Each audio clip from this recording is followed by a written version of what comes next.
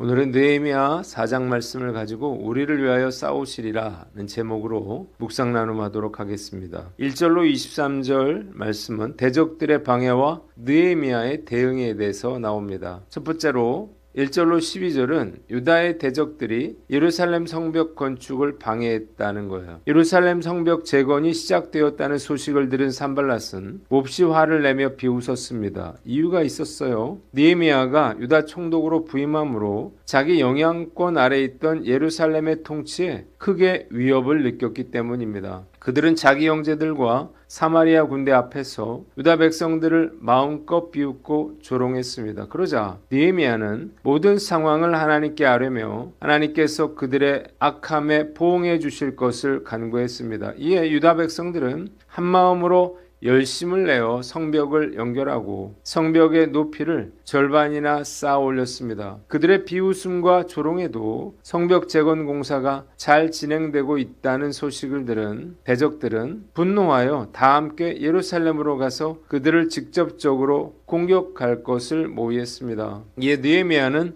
다시 하나님께 기도하며 파수꾼을 뽑고 그들을 곳곳에 배치하여 주야로 대적의 공격에 대비하도록 했습니다. 문제는 대적들의 위협과 고된 노동으로 인해서 백성들이 낙심했다는 거예요. 또한 대적들은 은밀히 계획을 세워서 기습적으로 쳐들어가서 성벽을 쌓는 유다 사람들을 죽이고 성벽 공사를 중단시키려는 악한 생각을 가지고 기회를 엿보고 있었습니다. 두려움에 빠진 가족들은 10번 이상 사람을 예루살렘으로 보내어 성벽 공사에 참여했던 백성들을 데려가려고 했습니다. 두 번째, 13절로 23절에는 느헤미야와 백성들이 대적들의 공격에 대비하여 계속 일을 했다는 거예요. 대적들의 직접적인 위협과 이로 인한 백성들의 낙담과 동요는 예루살렘 성읍 건축을 중단시킬 만한 결정적인 위기였기에 느헤미야는 다음과 같은 조치를 취했습니다. 첫째로 재무장과 격려예요. 느헤미야는 백성들이 두려워하자 공사를 잠시 멈추고 가문별로 칼과 창과 활로 무장시켜 성벽 뒤 낮은 곳에 배치했습니다. 또한 두려움에 빠진 백성들에게 그들을 두려워하지 말고 위대하고 두려운 주님을 기억하며 가족을 위해 싸우라고 격려했습니다. 그 결과 대적들은 자신들의 기습 음모가 발각되었음을 알고 물러갔고 하나님께서 그들의 계획을 파하셨으므로 백성들은 다시 공사 현장으로 복귀했습니다. 둘째로 일과 경계를 동시에 행하게 했습니다. 느헤미야는 백성들의 절반은 일을 하고 나머지 절반은 갑옷을 입고 완전 무장을 하여 경계를 서게 했습니다. 또한 짐을 나르는 자들은 한 손으로 일을 하고 다른 한 손에는 무기를 들었으며 성벽을 쌓는 기술자들도 허리에 칼을 차고 작업을 했습니다. 느헤미야 곁에는 항상 나팔수가 대기했어요. 셋째로 언제든지 함께 모여 싸울 수 있도록 준비케 했습니다. 느헤미야는 공사 구간이 넓어 백성들이 서로 떨어져 있으므로 나팔 소리가 들리면 즉시 그곳으로 모여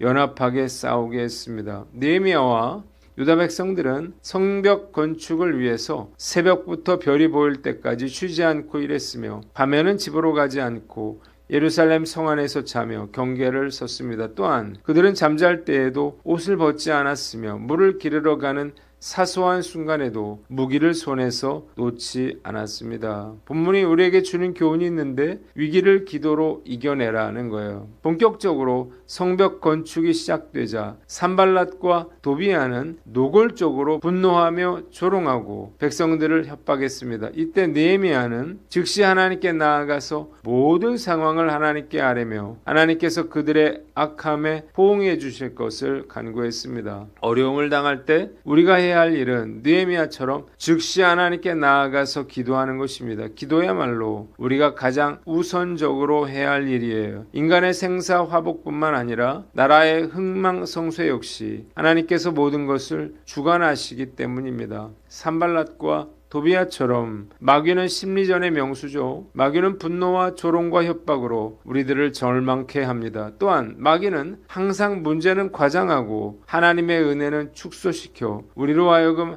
하나님을 원망하도록 만듭니다. 때문에 위기 상황에 처하게 되면 즉시 기도의 자리로 나아가야 합니다. 기도는 환경을 변화시키기도 하지만 먼저 나 자신을 변화시키기 때문이에요. 기도하는 사람은 하나님의 보호하심과 인도하심을 깨닫게 되고 평안함과 담대함으로 흔들리지 않게 됩니다. 또한 기도를 계속하면 물이 차올라 둑을 무너뜨리는 것처럼 결국에 장애물들을 무너뜨리게 되는 거예요. 저는 위기 상황에 처하게 되면 즉시 기도의 자리로 나아갑니다. 기도하지 않고서는 괴로워서 견딜 수가 없기 때문이에요. 신기하게도 기도하면 마음에 담대함이 생기고 어떻게든 되겠지라고 하는 생각이 듭니다. 놀라운 일은 정말 어떻게든 일이 풀려져 나간다는 거예요. 이 확신과 믿음을 가지고 마귀의 공격을 기도로 물리칠 것을 다짐해 봅니다. 두 번째, 내부의 문제를 극복하라는 거예요. 유다 백성들의 위기는 외적인 공격이 아니라 내부에서 비롯됐습니다. 고된 성벽 공사로 인해서 백성들은 지쳐만 갔고 성벽을 재건하는 것은 불가능한 일이라는 생각이 백성들 사이에 만연했기 때문이에요. 뿐만 아니라 대적들이 기습적으로 쳐들어가서 성벽을 쌓는 유다 사람들을 죽여 성벽 공사를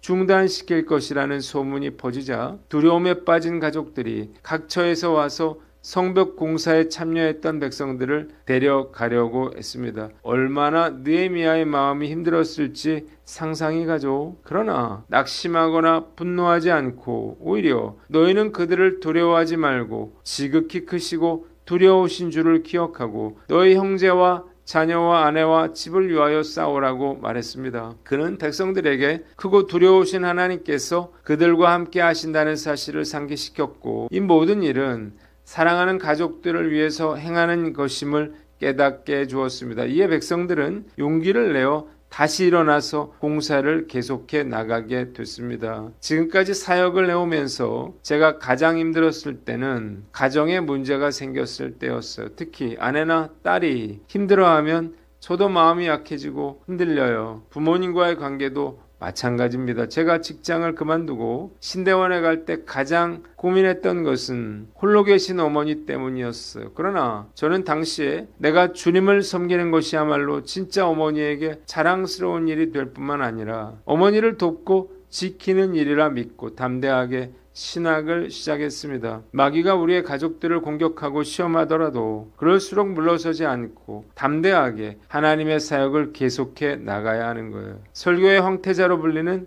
찰스 스펄전 목사님은 평생 우울증과 통풍으로 고생했고 그의 아내 수잔나 역시 결혼 생활의 대부분을 병상에 누워 지내야 했다 그래요. 어느 날 스펄전 목사님이 주일 설교를 하러 가야 했는데 그날따라 아내의 통증이 너무 심했습니다. 아내가 고통스러워하는 모습을 보자 스펄전 목사님의 마음이 무너져 내렸어요. 여보, 당신이 이렇게 아픈데 내가 어떻게 강단에 서서 하나님의 은혜를 설교할 수 있겠소? 오늘은 못 가겠소. 그때 병상에 누운 수산나가 남편의 손을 잡으며 힘겹게 말했습니다. 여보, 당신이 강단에 서서 하나님의 말씀을 선포하는 것이 지금 나를 가장 사랑하는 길이고 나를 돕는 길입니다. 마귀가 원하는 대로 하지 마세요. 어서 가서 말씀을 전하세요. 하나님이 저를 지키실 것입니다. 아내의 이 말에 스펄전은 눈물을 닦고 강단에 섰고 그날 엄청난 성령의 역사가 일어났습니다. 느헤미야가 백성들에게 준 메시지가 바로 이것이었어요. 가족이 걱정된다면 더욱더 이 성벽을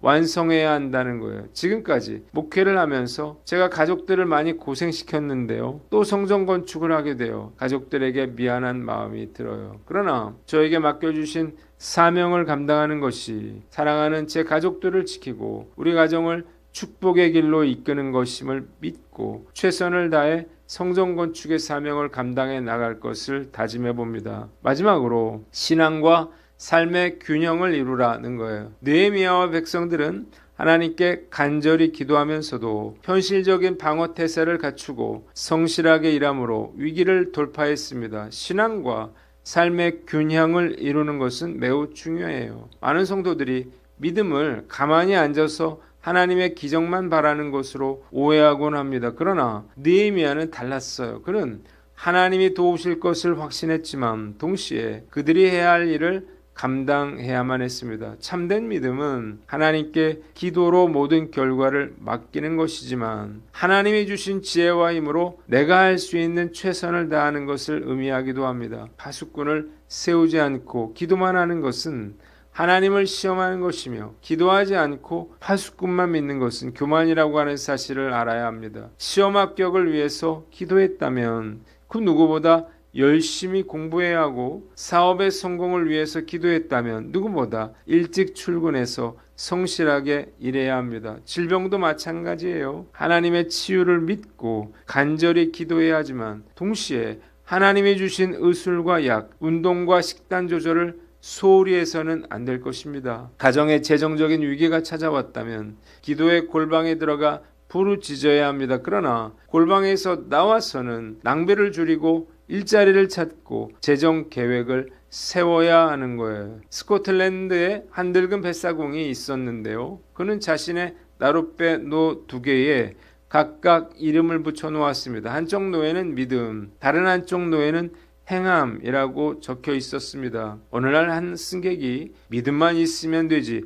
행함이 왜 필요합니까? 라고 물었어요. 그러자 뱃사공은 아무 말 없이 행함이라고 적힌 노를 내려놓고 믿음이라고 하는 노만 열심히 저었습니다. 그러자 배는 앞으로 나아가지 못하고 제자리에서 뱅뱅 돌기만 했습니다. 반대로 믿음의 노를 놓고 행함의 노를 저었을 때도 배는 반대 방향으로 빙빙 돌 뿐이었습니다. 뱃사공은 웃으면서 두 노를 함께 힘차게 저었는데 그제서야 배는 물살을 가르고 목적지를 향해서 쭉 뻗어 나갔습니다. 뱃사공이 말했어요. 선생님, 한 손에는 기도의 노를, 한 손에는 성실의 노를 잡으십시오. 그래야 인생의 항구에 도달할 수 있습니다. 느헤미야와 유다 백성들은 기도만 하고 앉아있지 않았고 일만 하다가 하나님을 잊어버리지도 않았습니다. 우리도 마찬가지예요. 우리의 가정과 교회와 일터에서 기도와 말씀뿐만 아니라 삶으로 기도와 말씀을 증명해 보여야 하는 거예요. 우리의 삶이